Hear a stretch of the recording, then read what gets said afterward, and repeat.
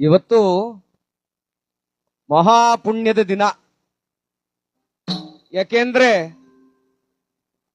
ತಾಯಿ ಇಷ್ಟು ವರ್ಷಗಳ ಕಾಲ ಬಾಳಿ ಬದುಕಿ ಇವತ್ತು ಅವರನ್ನ ಸ್ವರ್ಗ ಸೇರಿಸುವಂತ ದಿನ. ಹುಟ್ಟಿದ ಮನುಷ್ಯ ಸಾಯಲೇಬೇಕು ಅಲ್ವಾ? ಇದು ವಿಧಿ ಬರಹ.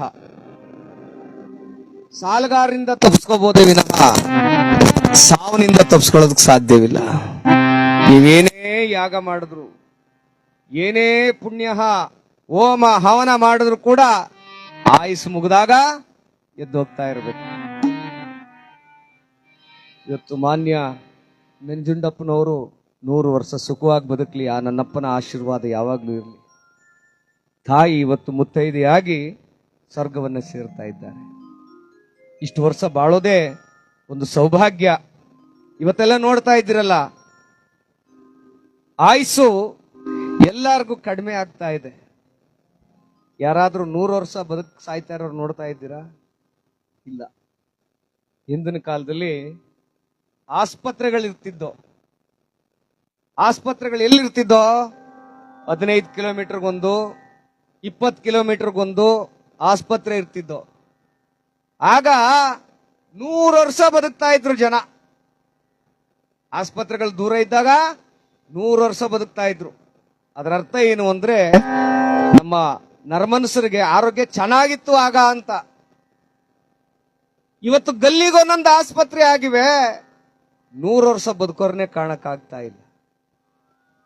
ಯಾರೊಬ್ಬರು ನೋಡು ಹಾರ್ಟ್ ಅಟ್ಯಾಕ್, ಅದಾಯ್ತು ಇದಾಯ್ತು, ಆಕ್ಸಿಡೆಂಟ್ ಆಯ್ತು, ಏನೋ ಜ್ವರ ಬಂತು, ಲಿವರ್ ಜಾಂಡೀಸ್ ಆಯ್ತು, ಸಾವಿರಾರು ಕಾಯಿಲೆಗಳು ಬಂದು ಇವತ್ತು ಅದಕ್ಕೆ ಉಳಿದಿರೋದು ಒಂದೇ ಮಾರ್ಗ. ಏನು ಮಾರ್ಗ? ತಾಯಿ ತಂದೆಯರನ್ನ ಸೇವೆ ಮಾಡೋದೇ ಉಳಿದಿರ್ತಕ್ಕಂಥ ಒಂದೇ ಮಾರ್ಗ.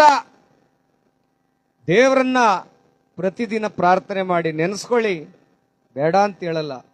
ಆದ್ರೆ ಅಪ್ಪ ಅಮ್ಮನಿಗೆ ಮರೆಯದೆ ಊಟ ತಿಂಡಿ, ಅವರ ಬಟ್ಟೆ ಬರೀ ಸ್ನಾನ ನಾವು ಮಕ್ಕಳು ಮಾಡಬೇಕು. ದೇವರಿಗೆ ನಾವು ಪ್ರೀತಿ ಕೊಟ್ಟಷ್ಟು, ದೇವರಿಗೆ ಅಭಿಷೇಕ ಮಾಡಿದಷ್ಟು ಪುಣ್ಯ ಸಿಗುತ್ತೆ ನಮಗೆ. ತಾಯಿ ತಂದೆ ಬದುಕಿದ್ದಾಗ ಹೇಳ್ತಾರೆ, ಮಗನೇ ಒಂಚೂರು ಏನಾದ್ರೂ ಹಣ್ಣು ಬಪ್ಪ, ಯಾಕೋ ಬಾಯಿ ಸಪ್ಪೆ ಹಿಡ್ದೋಗದ, ಒಂಚೂರು ಹಣ್ಣು ತಗೋಬಾರೋ, ಒಂದೇನಾದ್ರು ತಿಂಡಿ ತಂದು ಕೊಡ್ಲಾ, ಕುಂತ್ಕೊಂಡು ತಿಂತೀನಿ ಅಂತ ಅವ್ವ ಅಪ್ಪ ಕೇಳಿದ್ರೆ ಮಗ ಅಂತಾನೆ, ದಿಂಡಿದಲ್ಲೇ ತಾಕ್ಬಿಡ್ತೀನಿ ನಿನ್ಗೆ. ಯಾಕೆ ಮನೇಲಿ ಉಂಡು ಸಾಕಾಗುದಿಲ್ವಾ? ಓಹೋ ನಿನಗೆ ಪ್ಯಾಟೆ ತಿಂಡಿನೇ ಬೇಕಾ ಅಂತಾನೆ. ನೋಡಿ, ತಿಂತಾಳೆ ಆ ತಾಯಿ, ಕೊಡೋದಿಲ್ಲ ಮಕ್ಕಳು. ಸೊಸೆಗೆ ಹೇಳ್ತಾಳೆ ಅತ್ತೆ, ಒಂದ್ ಲೋಟ ಕಾಫಿ ಕಾಯಿಸ್ಕೊಡವ. ಅಯ್ಯೋ ನಿಂದೊಂದೊಂದು ಗೋಳು ಸುಮ್ ಕೂತ್ಕೋ ನನಗೆ ಅಂತಾಳೆ. ನೋಡಿ, ಕುಡಿಯುವಾಗ ಆ ತಾಯಿಗೆ ತಂದೆಗೆ ನಾವ್ಯಾರು ಕೊಡೋದಿಲ್ಲ ತಿಂಡಿಯನ್ನ. ಆದ್ರೆ ಸತ್ತಾಗ ಅವಳು ಎದೆ ಮೇಲೆ ತಗೊಂಡೋಗಿ ಹಾಕ್ತಿವಿ ಸಾವಿರಾರು ತರ ತಿಂಡಿ, ತಿನ್ನೋಕೆ ಅವಳೇ ಇರೋದಿಲ್ಲ. ನೋಡಿ, ಇದೇ ಪ್ರಪಂಚ, ಇದೇ ನಮ್ಮ ವಿಚಿತ್ರವಾದ ಜನ್ಮ. ತಿನ್ನುವಾಗ ಕೊಡಲ್ಲ, ತಿಂದೇ ಇರುವಾಗ ತಗೊಂಡೋಗಿ ಸಾವಿರಾರು ತಿಂಡಿಗಳನ್ನ ಸುರಿತೀವಿ. ದೇವರಿಗೆ ಮುಷ್ಟಾನ್ನವನ್ನು ಇಡ್ತೀವಿ. ಏನು ಬಗೆ ಬಗೆ ಮೊಸರನ್ನ, ಪುಳಿಯೋಗರೆ, ಒಳ್ಳೆ ಸಾಂಬಾರು, ಅನ್ನ ಮಾಡಿ ದೇವರಿಗೆ ಎಡೆಬಡಿಸ್ತೀವಿ. ಅವನ್ ತಿನ್ನಲ್ಲ ಅಂತ ಜಗತ್ತಿಗೆ ಗೊತ್ತು. ದೇವ್ರು ಬಂದು ತಿನ್ಕೊಂಡು ಹೋದನ, ಒಂದ್ ಅಗಳು ಖಾಲಿ ಆಗಿರಲ್ಲ ಗೊತ್ತು. ಆದ್ರೆ ಅವ್ವ ಅಪ್ಪ ತಿಂತಾರೆ, ಅವ್ರಿಗೆ ಸಂಜೆ ಗಂಟೆ ಅನ್ನ ಕೊಡ್ದೇನೆ ಸಾಯಿಸ್ತಾರೆ. ಸತ್ತಾಗ ಮಾತ್ರ ಗುಳೋ ಅಂತ ಬಡ್ಕೊಳ್ತಾರೆ. ಇದು ಈ ಮೋಸದ ಪ್ರಪಂಚದಲ್ಲಿ ಇದಾಗಬಾರದು. ಯಾಕೆ ಅಂದ್ರವ್ವ, ನಾನು ಪ್ರತಿ ಸಾರಿ ಹೇಳ್ತೀನಿ, ತಾಯಿ ತಂದೆಯರನ್ನ ಪೂಜಿಸಿದ್ರೆ, ಪ್ರೀತಿಸಿದ್ರೆ ಈ ಜಗತ್ತು ಸುಂದರವಾಗಿರ್ತದೆ. ವೃದ್ಧಾಶ್ರಮ ಕರ್ಕೊಂಡೋಗಿ ಬಿಡೋದು ತಪ್ಪಿಸ್ಬೇಕು. ಅನಾಥಾಶ್ರಮಗಳಿಗೆ ನಾಯಿ ಮರಿ ತರ ತಕ್ಕೊಂಡೋಗಿ ಬಿಡ್ತಾರೆ ಎತ್ತು ತಾಯಿ ತಂದೆಗಳನ್ನ. ಇದಾಗಬಾರ್ದು. ನೀವು ಎಲ್ಲಿ ನಾವು ಇಡ್ತಾ ಇದೀವಿ ಅಂದ್ರೆ, ನಮ್ಮ ಅಪ್ಪ ಅಮ್ಮ ಬರಿಗಾಲಲ್ಲಿ ನಡೀತಾ ಇದ್ರೆ ಒಂದ್ ಜೊತೆ ಚಪ್ಪಲಿ ಕೊಡ್ಸಲ್ಲ. ಅದೇ ಅಪ್ಪ, ಮಗನೇ ಇದ್ಯಾಕೋ ಕರ್ದೋ ಚಪ್ಪಲಿ ಇಟ್ಕೊಂಡಿದೀಯ ಅಂದ್ರೆ, ಬ್ರಾಂಡೆಡ್ ಚಪ್ಪಲಿ ತಗೊಬರಾಗ್ಲ ಹೋಗಿ ಅಂತಾನೆ. ಒಂಚೂರು ಏನಾದ್ರೂ ಪ್ಯಾಂಟು ಹರಿದೋಗಿದ್ರೆ, ಮಗನೇ ಇದು ನಿನಗಲ್ಲ ಅವಮಾನ, ನನಗೆ, ನಡಿ ಒಂದ್ ಒಳ್ಳೆ ಪ್ಯಾಂಟ್ ತಗೋ ಅಂತ ಹೇಳ್ತಾನೆ.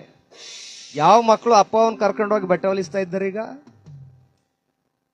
ಜಗತ್ತಿನಲ್ಲಿ ಕೆಲವು ಜನ ಇದ್ದಾರೆ ಒಳ್ಳೆಯವರು, ಆದ್ರೆ ಇನ್ನು ಕೆಲವರು ಅವ್ರ ಪಾಡ್ ಅವ್ರಿಗೆ, ನಮ್ಮ ಪಾಡ್ ನಮ್ಗೆ. ಇದಾಗಬಾರದು. ತಾಯಿ ತಂದೆಯರ ಸೇವೆ ಅನುಗಾಲ ಅನವರತ ಇರಬೇಕೆ ವಿನಃ ಇನ್ಯಾವ ಜಗತ್ತಿನಲ್ಲಿ ದೇವರುಗಳು ನಮ್ಮನ್ನು ಕಾಪಾಡುವುದಿಲ್ಲ. ಓಡ್ ಬಂದು ದೇವರಿದ್ದಾನೆ. ಯಾವ ರೀತಿಯಾಗಿದ್ದಾನೆ? ಕಾಣದ ರೂಪದಲ್ಲಿ ಪರಮಾತ್ಮನ ಅನುಗ್ರಹ ಇದೆ. ನಿಜ ದೇವರುಗಳು ಯಾರು ಅಂದ್ರೆ ತಾಯಿ ತಂದೆಯರು ಮಾತ್ರ. ನೋಡಿ, ಈಗೊಂದು ಸ್ವಲ್ಪ ದಿನದಲ್ಲಿ ಒಂದು ಹಳ್ಳಿನಲ್ಲಿ ತಾಯಿಯನ್ನ ನೋಡಿ ಎಷ್ಟು ಕೀಳಾಗಿ ಕಾಣ್ತಾರೆ ಜನ. ತಾಯಿಗೆ ಸ್ವಲ್ಪ ಸ್ಟ್ರೋಕ್ ಆಗಿತ್ತು. ಸ್ಟ್ರೋಕ್ ಅಂದ್ರೆ ಗೊತ್ತಾಗುತ್ತಲ್ವಾ, ಲಕ್ವ ಹೊಡೆದಿತ್ತು.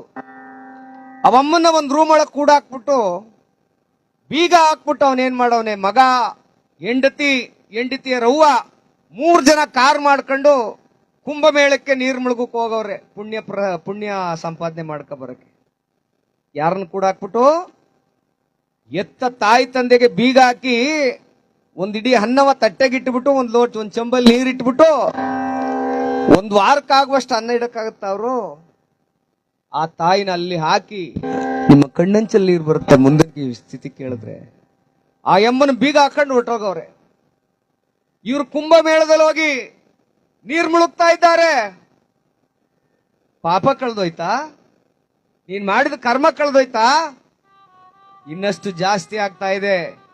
ಇಲ್ಲೇ ನಮ್ಮೂರ್ ಕಾವಲಿಲ್ಲ ಮುಳುಗಿದ್ರೆ ಆಗ್ತಿತ್ತಲ್ಲಪ್ಪ ನೀರ. ಇವಳು ಪವಿತ್ರ ಇಲ್ವಾ ಗಂಗೆ? ಕಾವೇರಿ ಶುದ್ಧವಾಗಿಲ್ವಾ?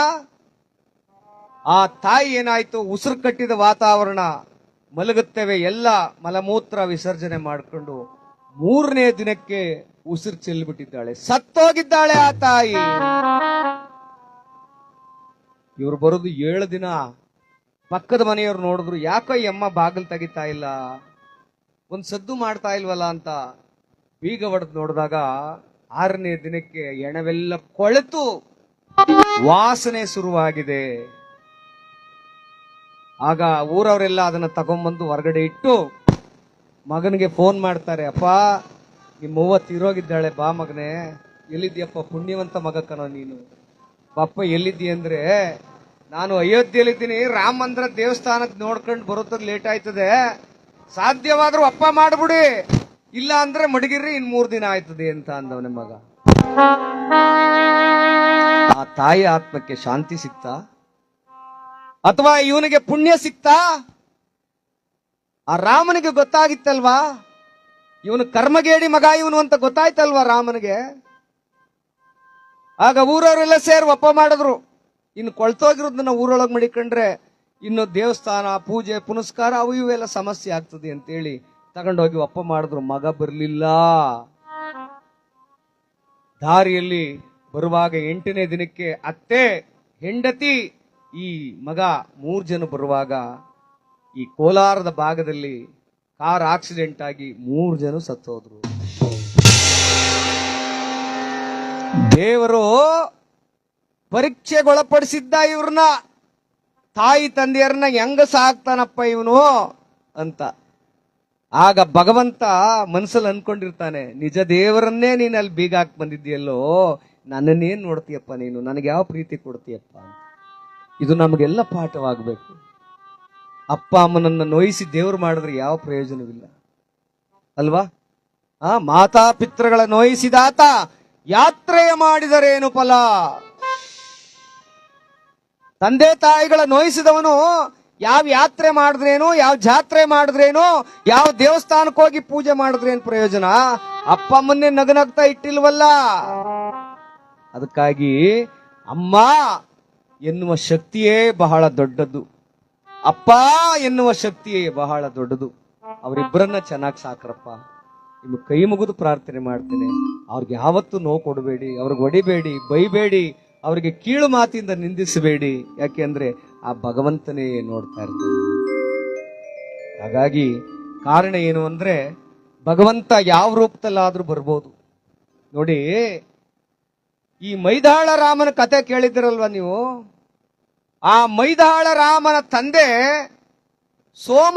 ಸೋಮಪ್ಪ ಅಂತ ಹೇಳುವಂತವ್ರು, ತಾಯಿ ಮಹದೇವಮ್ಮ ಅಂತ.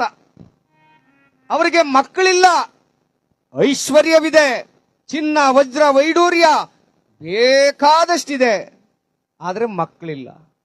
ಒಂದು ಸಾರಿ ಸುತ್ತ ಹಳ್ಳಿಯವರೆಲ್ಲ ಸೇರಿ ಒಂದು ನ್ಯಾಯ ಪಂಚಾಯತಿಗೆ ಆ ಸೋಮಯ್ಯನವ್ರನ್ನ ಕರೆಸ್ತಾರೆ.